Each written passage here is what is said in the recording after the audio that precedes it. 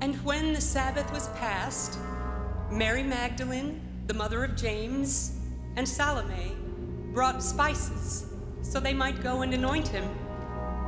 And very early on the first day of the week, they went to the tomb when the sun had risen. And they were saying to one another, "Who will roll away the stone for us from the door of the tomb?"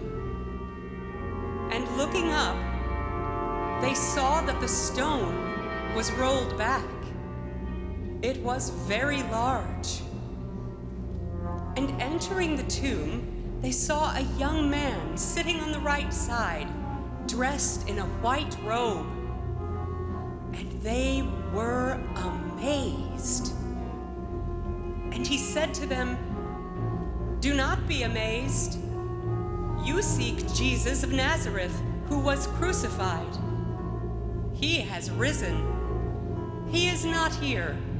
See the place where they laid him. But go, tell his disciples and Peter that he is going before you to Galilee. There you will see him, as he told you."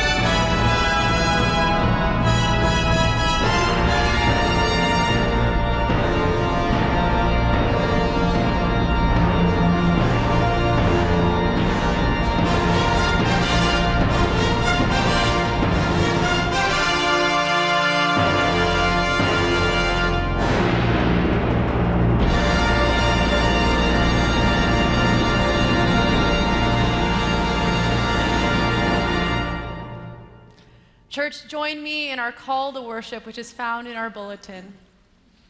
Christ is risen. Christ is risen indeed. Alleluia.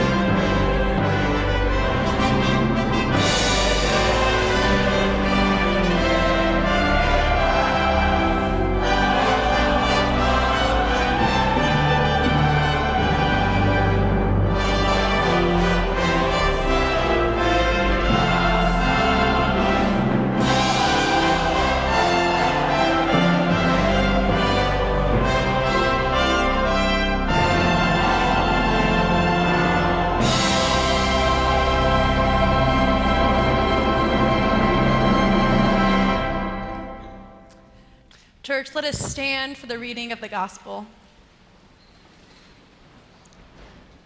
The gospel reading is John chapter 20, beginning with the first verse. Now, on this first day of the week, Mary Magdalene came to the tomb early, while it was still dark, and saw that the stone had been taken away from the tomb. As Mary stood weeping outside the tomb, she stooped to look into the tomb, and she saw two angels in white. They said to her, "Woman, why are you weeping?" She said to them, "Because they have taken away my Lord, and I do not know where they have laid him." Saying this, she turned around and saw Jesus standing, but she did not know that it was Jesus. Jesus said to her, "Woman, why are you weeping? Whom do you seek?" Supposing him to be the gardener, she said to him, "Sir, if you have carried him away, tell me where you have laid him, and I will take him away." Jesus said to her, "Mary." She turned and said to him in Hebrew, "Rabboni," which means teacher. Jesus said to her, "Do not hold me, for I have not yet ascended to the Father. But go to my brethren and say to them, I am ascending to my Father and your Father, to my God and your God." Mary Magdalene went and said to the disciples, "I have seen the Lord." And she told them that what he had said these things to her. This is the word of God for the people of God. Thanks be to God.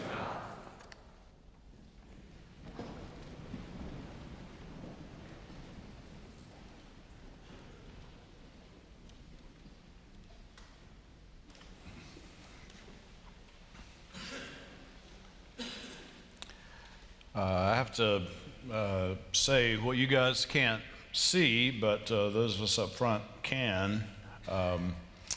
Our director, Dr. Hugh Floyd, he's having fun like a little kid on Christmas morning. It just, so much fun. Easter. At the YWCA luncheon this year, their fundraiser, the keynote speaker was a guy named Dr. John Jackson. He told a story about an older, wealthy man who found a young, beautiful bride. He was a jealous man. So when he was drawing near to death, he called her close by his side, and he said, "Honey, I want you to make this promise to me, and that is that when I die, you will bury me with my money." She said, "Why?" He said, I just can't bear the thought of leaving all my money, and then you meet some younger guy, and the two of you are spending it together. Promise me you will bury me with my money."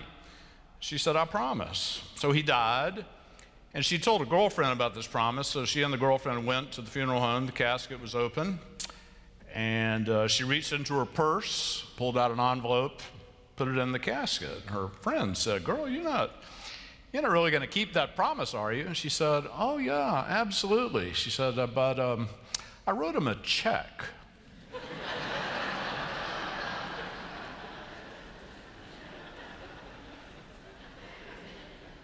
Somebody coming out of 945 said, "Can you explain that to me?"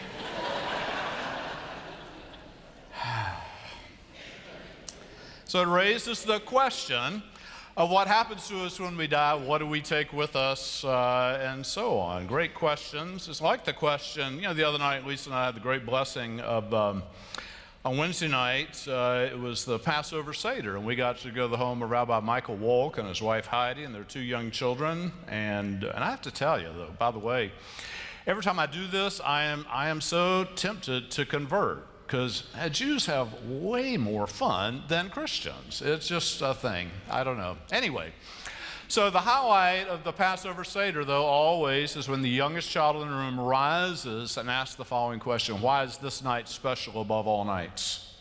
The question we might ask now is, why is this day special? Why is this week special above all other nights? I mean, Easter, what is it?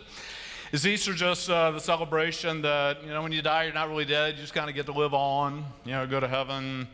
Is the way God honors a well-lived life? Oh, you get to live eternally. We say things like, oh, if anybody deserved to go to heaven, it's Brother Bob. Nobody deserves to go to heaven. And then I think about Tammy Faye Baker, who said, oh, heaven to me is like, it'll be like being in a shopping mall and having a credit card with no limit. Now, I've got to tell you, if heaven is like a shopping mall, it'd feel like I died and gone to hell. I don't know. Some self-indulgent anyway. One of the I'm about to start a new series called Surprising Things I Learned in Seminary that you might want to know too. One of them was, I think when I entered seminary, if you'd asked me, I thought, we have immortal souls. Your body dies, you leave it behind one day, and then you have the soul that lives on forever. And the Bible doesn't actually teach this. The Bible teaches instead the resurrection of the body, but it's even better than that. The Bible doesn't just teach that God wants to save people. God's intention is to redeem all of creation. I mean, that's so typical of God. Instead of just limiting it to people, God's going to redeem everything, and it's just going to be splendid and fantastic. God embraces and redeems everything. Even in this story, we see this story, it embraces doubt, it embraces confusion, it embraces unbelief. I mean, those first people, they didn't go there dressed, singing hymns with the brass playing and the choir singing. They were forlorn, they were confused, they were lost. That first day, Mary comes and she peeks into the tomb and the body's not there. And her gut reaction is to think, oh, it must have been a thief. Somebody stole his body. But then she notices there's a clue, right? Is that the burial linens are all folded neatly. Not the kind of thing that a thief does on the way out with the body. Oh, I'll fold the burial linens before I go. But then it raises the question, how'd they get folded? Like, did Jesus do that on his way out? Like maybe his mother taught him, make your bed. He folds. It's so odd. And then there's the thing, I never noticed it before this week, is that she peeks in and there are two angels. And one is at the head of where Jesus had lain, and the other is at the foot of where Jesus had lain. David Ford, this great Cambridge theologian, he commented on that. He said, maybe that's supposed to remind us of the Holy of Holies and the Jerusalem temple, where the Holy of Holies is this empty space, but where they thought God was really in that empty space. It's flanked by two cherubim there. We're supposed to think of that. God, how do we put it? God is always, I think the story is trying to say to us, the tomb's empty, but yet Jesus is risen. It means that God somehow is in all of our empty places.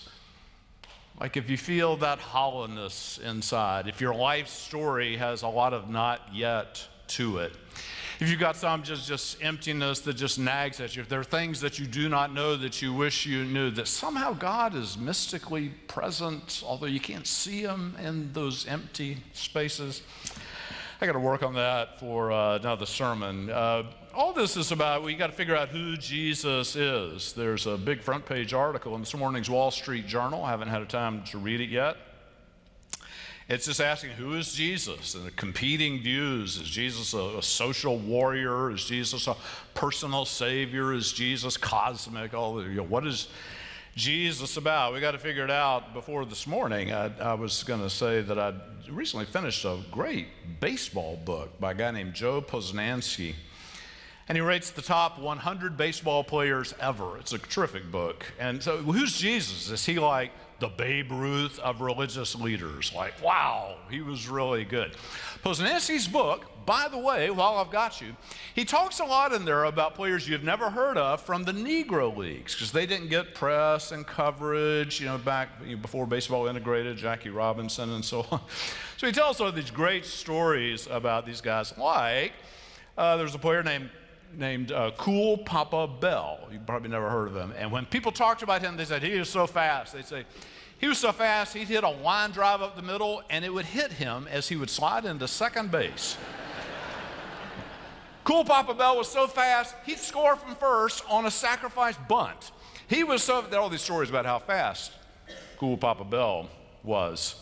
When he got older and baseball had integrated, somebody asked him if he regretted being born too early because he didn't get to play in the major leagues. And his answer was, oh no, I was born right on time. I love that. Another player named Buck Leonard, he He was a great hitter, and what they always said about him was trying to throw a fastball past Buck Leonard was like trying to sneak the sunrise past a rooster. I like that. You can't sneak a sunrise past the rooster. We got good weather today after 2 abysmal days of weather. Can't sneak sunrise past a rooster. I think the theme of the sermon would be you can't sneak a person past God. What do you think about that? Can't sneak a person past God. On Monday this week, I had a conversation. We do this periodically. Some of our pastors and a couple others on staff, we read a theology book together and we talk about it. We had a great conversation this past Monday. We were reading that David Ford guy talking about the Gospel of John, and we were on the passage in John chapter 14 where Jesus says, I am the way, the truth, and the life. And I thought about this. When I was in college, my best friend back then would have said, that is absolutely the truth. Jesus is the way. Jesus is the only way. If you don't believe in Jesus, you're just toast. And if somebody had asked me what I thought about that back when I was in college, I would have said, I think all religions are kind of basically the same. I don't know. And those are both kind of lame perspectives, aren't they? His falls short because if only those who believe in Jesus get in and everybody else is toast, then the vast majority of the human beings that God has created and God has cherished all through all of history, most of them are toast.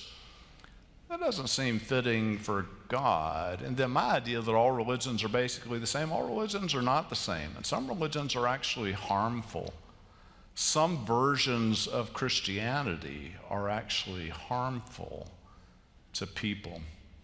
So how do we think about such things? This week, Holy Week, I think the weird thing that Christians believe, no other religion has this, we have to ponder what's unique about us. Doesn't make us better than anybody else, but what's unique about us? And what's unique about us, it started at Christmas. What we believe is that we could say Jesus was born right on time. What we think about that, and it seems crazy, I know, is that God decided to become one of us. God thought, I want them to know me.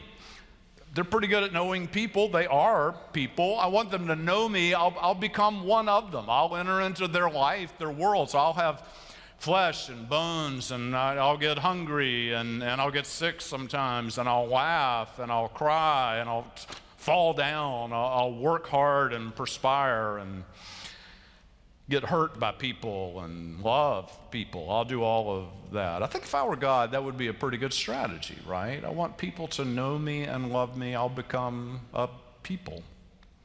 I'll become like them, and they'll have a chance of knowing me. It's not ideas about God. It's not beliefs about God. It's not buildings that are about God. It's not denominations about God. What Jesus does, all Jesus claims to do. Jesus doesn't say, I'm radioactive like I'm God. He doesn't just say I'm a God like those pagan deities that came down from Mount Olympus and did sophomoric things. What Jesus says is, if you want to know the heart of God, just watch me. If you want to know the heart and the mind of God, just listen to me. Right? Philip said, Lord, show us the Father and we will be satisfied. And Jesus says, here I am. And what we see in Jesus, amazingly, what is God like then? Is God this fierce judge? No, what we see in Jesus is Jesus didn't come to hurt anybody. Jesus didn't come to condemn anybody. Jesus came and he was all mercy. He was all mercy. And that's what every one of you, I don't care how successful you've been, how beloved you are by your family, how many wounds you have endured, how hard your life has been, doesn't matter. The one thing that you have the deepest hankering for above everything else, the only thing that can touch you and make your life matter is mercy. And it's so hard to come by, isn't it? Those best baseball players, it's amazing how many of the 100 best baseball players ever had fathers who were cruel, harsh, distant. And so the sons were driven to prove themselves because of what they never got at home. Roger Clemens, he's a good example. Roger Clemens, I mean, he's a great pitcher, but he pitched with this kind of maniacal rage, you know, and it drove him even. He'd been so successful, but then he had to use steroids because he had to just keep proving himself. One time a reporter asked him, Roger Clemens, why do you pitch with such maniacal rage? And he said, I don't know. He said, you know, I have everything that a man could possibly want. And then he added, except a dad who showed up to watch me play. Jesus' best story, showing us the heart of God, is about a son who went off into a foreign land and wasted everything. And when he came home, he expected his father would reprimand him, but no, his father ran and embraced him and threw a party. All mercy. All mercy. All tenderness. And the question that we have to ask, if we think about I am the way, the truth, and the life, if we think about Easter, if we think about anything at all, is the question is, can Jesus bless those who don't believe in him? Can Jesus bless those who don't know him? Can Jesus bless those who all they've heard about Jesus is like bad stuff? Can he bless them? And my answer is, I hope so, and I'm sure of it. And here's why. I can do this, and you can too, and you have. I'll give you a couple of examples. When my mother was 95 years old, she said several times, I wish I had died when I was 94. Her 95th year was hard. And I would go to see her. She had grown totally blind. And she was so very confused. And she was very belligerent in her confusion. And I would go, she didn't know who I was in the latter days, and I would try to do things for her. In her confusion, she just would push me away. She didn't want anything, didn't want anything. Did I bless her? Yes. I sat in her room, and I paid her bills for her. I pulled her covers up. I straightened her pillow. I combed the little bit of hair that she had left. She didn't ask for it. She didn't deserve it. She didn't maybe know I was there, but she was blessed. The better example is with my own children. One of my 3 children is here, so I'm not talking about that one. My other 2, though, I just have to tell you, when they were infants, they were horrible creatures. It's just difficult to beat the band. And what they would always do, it'd always be Saturday nights, like they know Dad's got to work in the morning. Saturday night, 3 a.m., they go, ah! They'd just be like demon possessed. I don't know what was wrong with them. And I would try to rock them. They would just yell and scream and throw up all over me. And you know, never once in the middle of the night did they stop and say, oh, Dad, you're such a wonderful dad. Thank you for holding me and clean, thank you, please. No, they were terrible people. And they were blessed by my presence. I mean, if I can do that, can't God do that? Here's the thing that we read in our theology discussion. David Ford is thinking about that same passage after Jesus says, I'm the way, the truth, and the life. He says, in my Father's house are many mansions, in my Father's house are many rooms. Here's what he says about this. I love this. He says, my Father's house might be unimaginably capacious. That's my word of the week, capacious. I hadn't used that word in years, and now it's my favorite word. My Father's house might be unimaginably capacious. Even those most at home there might meet many surprises, especially other people they do not expect, and also dimensions of truth they do not expect. I love that. Heaven will be, of course, it's God's house, so of course it's going to be capacious. You're going to be surprised by who is there, like, whoa, how'd he get in? Then you'll think, how'd I get in? And all these interesting things will happen. We'll think about what divided us, for instance, politically here on earth. I know what you think. I know you carry this thought. You think, in heaven, I'll meet up with that relative of mine who is so wrong politically And they'll come up to me and they'll say, "Oh man, I was so wrong. You were so right." And this is not going to happen. What's going to happen is you'll run into that person and you'll both say, "Wow, we both whiffed on that one, didn't we?" And then you'll hug each other and have a good laugh at how little you knew.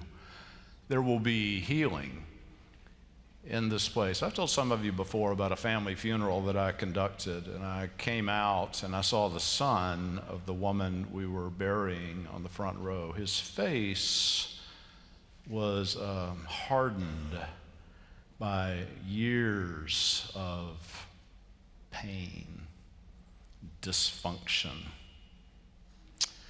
It was just etched all over his face. I knew he'd had just such a difficult time with this woman. And what I believed is that as bad as all that had been, that in my father's house, what will happen is that his facial muscles will begin to relax, and he'll actually begin to smile, and he'll see his mother that I never saw smile in her lifetime, and she will smile, and they will embrace each other, and they will laugh, and they will shed tears of joy. All those things that go wrong here, you know, like in my father's house, there aren't going to be people that don't get a fair shake at learning, eating, how all those things. Like in my father's house, it will be unimaginably capacious. All kinds of people will be there. We'll be surprised. Let me end with this. A colleague of mine, we were talking this week about preaching on Easter, and he said, "James, you better get a really good sermon together for Sunday." I said, "Why is that?" He said, "Well, the people you're going to be talking to, you're not going to see them again for some time." And maybe, I don't know. I hope to see you soon. Here's what I really hope, though, is the stuff that we talk about here. You know, the music is great, you know, all that. But what we talk about here is the thing that I was saying, is that Jesus says, friends, this is what God is like. God is all mercy. God is all life. God is all goodness. And what I want is for you to believe that. I mean, and for you to feel it in your gut. God's always in the stands watching you, cheering for you. God is always on your side. God is always luring you toward life. Even in your worst moment, God's rocking you to sleep. God's combing your hair, sitting by your bedside, paying your bills, whatever. And it's such a beautiful thing. And I want to say that whether you come back, I don't know, is church isn't the real delight of church. This is really good. We do this music stuff so well. But the real beauty of the church isn't that. The real beauty of the church happens Monday to Saturday, week after week after week, when we just do little things, one little thing after another, to say to somebody in the world, you matter. To say to somebody who doesn't believe they have any worth, you do have worth. So we do stuff together. We got a lot that we've got to get done together, and it takes a little courage, and it takes a little sacrifice, and it takes a little time, but it's so wonderful, because then what we know is that we do whatever it is that we do, and there's somebody out there who, like, they weren't sure, they didn't think there was a God, but they see us and they think, maybe. That's pretty good. Maybe. I thought God was judgmental and cruel, but those guys, they seem full of mercy. Maybe God's really like that. Maybe I'll give that a shot. Maybe I'll trust in that and not be so driven by all the things that drive us. We have a lot of work to do together. Friends, thank you for being here today, celebrating this great Easter story. We really do get a beautiful glimpse of what is in the heart of God. It's like you can't slip a sunrise past that rooster. You can't slip a life, not one, past our God. I'm so grateful for that. I know you are too. Happy Easter.